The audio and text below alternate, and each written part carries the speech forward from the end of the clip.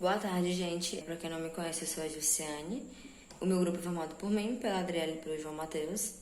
E dentro do texto que a gente está trabalhando sobre a arqueologia da repressão e da resistência na América Latina, na era das ditaduras, entre as décadas de 1960 e 1980, o meu grupo ficou com 3 textos, 3 artigos. O primeiro deles é Arqueologia e Antropologia Forense em um breve balanço do Luiz von der Breider, Tortura, Verdade, Repressão e Arqueologia, do Alejandro Haber, e uma mirada arqueológica sobre a repressão política no Uruguai entre os anos de 1971 e 1985, do José Maria Lopes Mas.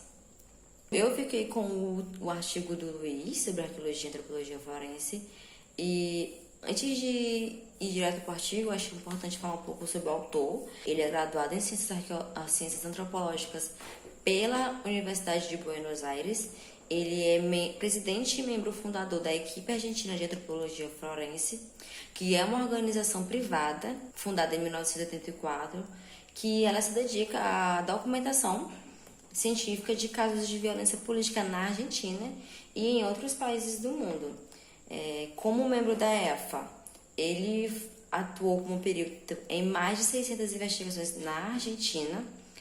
Além da EFA, ele também participou de outras organizações. Ele trabalhou como antropólogo forense durante 39 anos em 58 países. E, além de tudo isso, ele leciona, desde 2000, ele leciona no Departamento de Medicina Legal e Deontologia da Faculdade de Medicina da Universidade de Buenos Aires. E em 2020, a EFA, que é a equipe argentina de antropologia forense, ela foi candidata ao Prêmio Nobel da Paz. Então, agora, partindo do artigo, ele fala um pouco sobre arqueologia e antropologia forense. É um artigo pequeno sobre um caso na Argentina.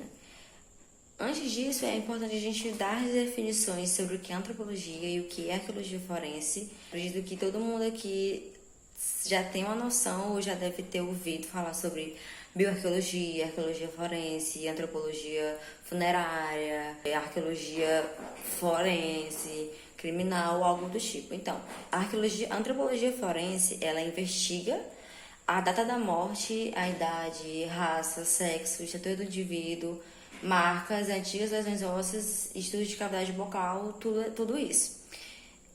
Já a arqueologia forense, ela tem essa mesma perspectiva, só que ela se preocupa com a aplicação da teoria arqueológica moderna em cenários criminais em que eles poderão ser apresentadas evidências arqueológicas em um tribunal de direito. Então, para falar da antropologia forense na Argentina, a gente começa com o caso em San Isidro, que foi em julho de 1984. É um grupo de jovens, eles encontraram uma sepultura no cemitério, e isso acabou causando uma comoção. Muita gente apareceu para saber o que estava acontecendo. Isso meio que parou a cidade.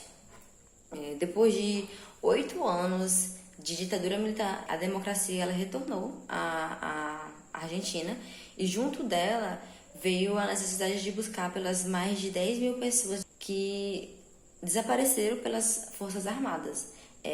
Os corpos dessas pessoas, a maior parte deles, pelo menos, se encontram enterrados sem identificação como NN ou XX em cemitérios municipais de todo o país, né, de toda a Argentina. Esse grupo de jovens que estavam ao redor dessa sepultura, eles são jovens estudantes de arqueologia, de antropologia e de medicina. Além deles, também tinham alguns advogados, juízes, médicos legistas da polícia. Todos eles se comunicavam de uma forma estranha. Eles faziam códigos e alguns sinais que os estudantes nunca tinham visto e eles também não conseguiam entender. Além dos estudantes e desses advogados, esses médicos legistas, também havia um homem um pouco mais velho. Ele não falava espanhol, mas ele estava muito tranquilo diante daquilo, que foi ele quem convidou os estudantes para participar da exumação do corpo de uma pessoa desaparecida. Esse homem é o Clyde Snow. Ele foi um dos primeiros antropólogos forenses que, pela década de 70, decidiu utilizar a arqueologia na recuperação de corpos em casos médicos legais. Naquela época, a sua presença na Argentina ocorreu devido a uma iniciativa de organismos de direitos humanos locais. E aí, como um bom antropólogo forense, ele estava na Argentina para tratar de recuperar adequadamente os corpos enterrados sem identificação e tentar de devolvê-los, né, em seu nome. E o que acarretou do Snow estar na Argentina naquela época? Foi porque em alguns meses antes ele descobriu que os coveiros, os médicos da polícia, eles estavam exumando sem nenhum tipo de cuidado desses corpos. Eles utilizavam pás mecânicas, nenhum tipo de metodologia científica com esses restos esqueletais que presumidamente eram de pessoas desaparecidas. E justamente por estarem em áreas intituladas de NN, né, que são as áreas, são as zonas para os indigentes nesses cemitérios. Então, voltando para o caso do cemitério. Então, como isso estava acontecendo com muita frequência, o Snow, ele foi para San Isidro e ele convidou os alunos de arqueologia e de medicina para acompanhar esse trabalho. E enquanto, após 1 hora de trabalho, a terra ela começou a mudar de cor e de textura.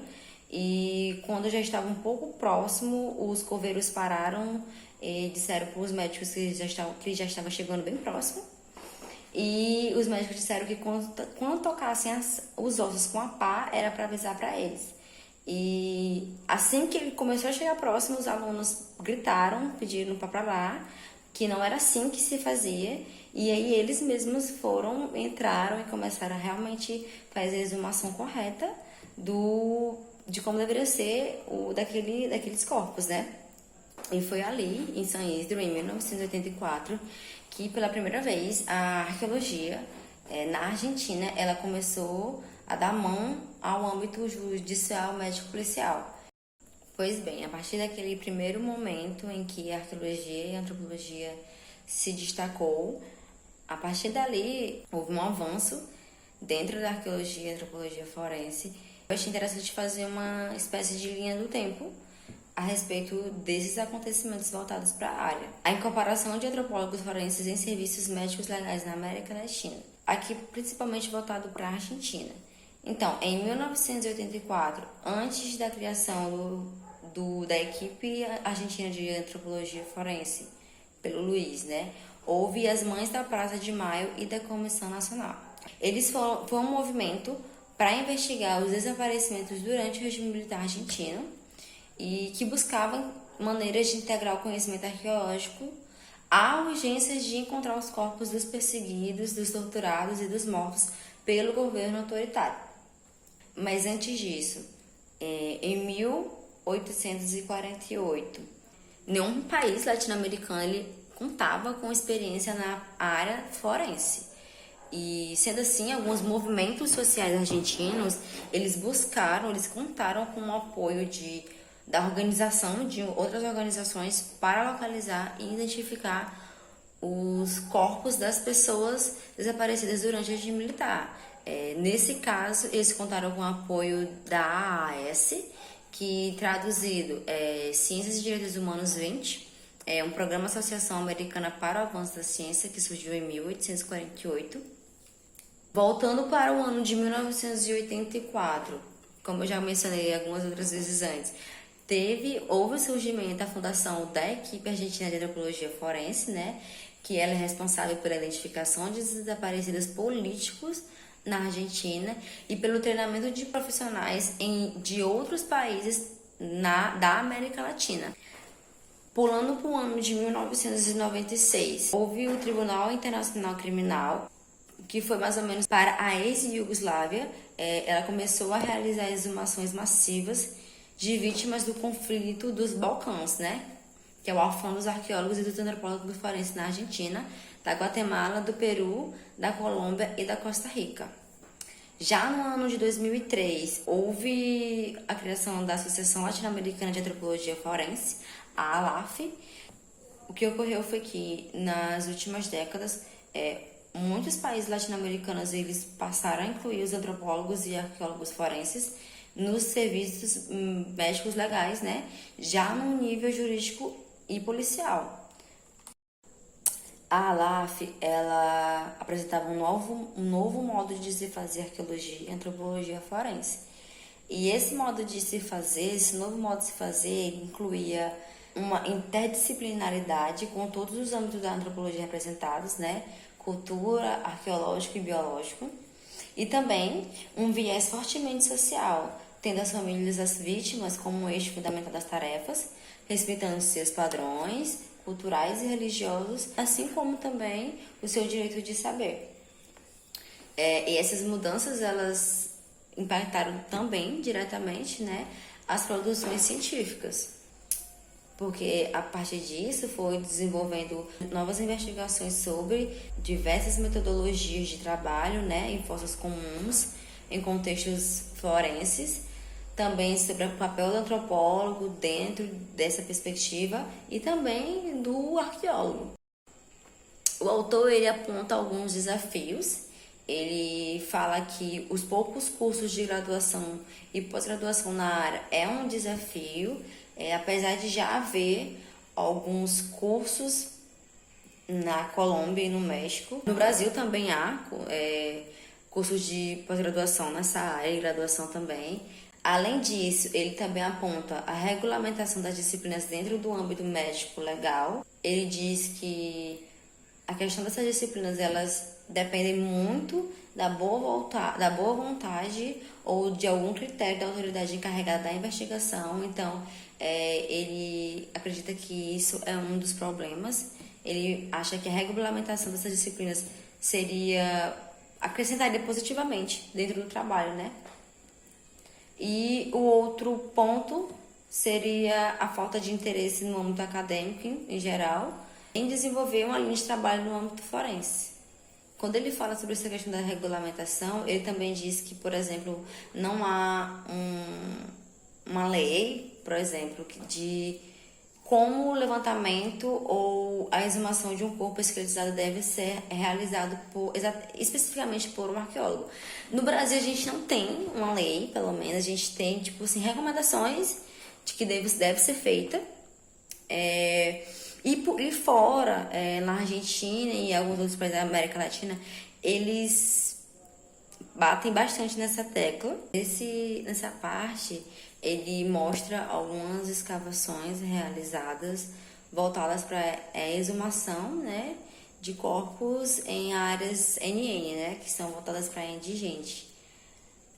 Essa primeira imagem, essa primeira foto, é de uma escavação nas tumbas NN de alguns cemitérios argentinos. Aqui é uma escavação de fossas comuns de pessoas assassinadas pela ditadura militar na Argentina entre os anos de 1976 e 1983, né? Dá pra ver que é bastante corpos, todos amontoados numa só fossa comum, né? A imagem a seguir é da mesma fossa, só que de um outro ângulo.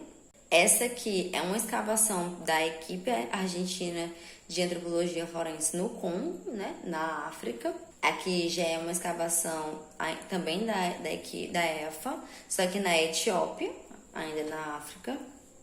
O autor, ele também fala sobre esse trabalho da EFA na exumação arqueológica de muitas fossas na América Latina, na África e na ex-Iugoslávia, mencionando alguns casos notórios que permitem a recuperação dos corpos de muitas pessoas, de centenas de pessoas que foram sequestradas, executadas, na maioria dos casos, tudo isso feito pelo Estado, e identificar muito desses corpos, né?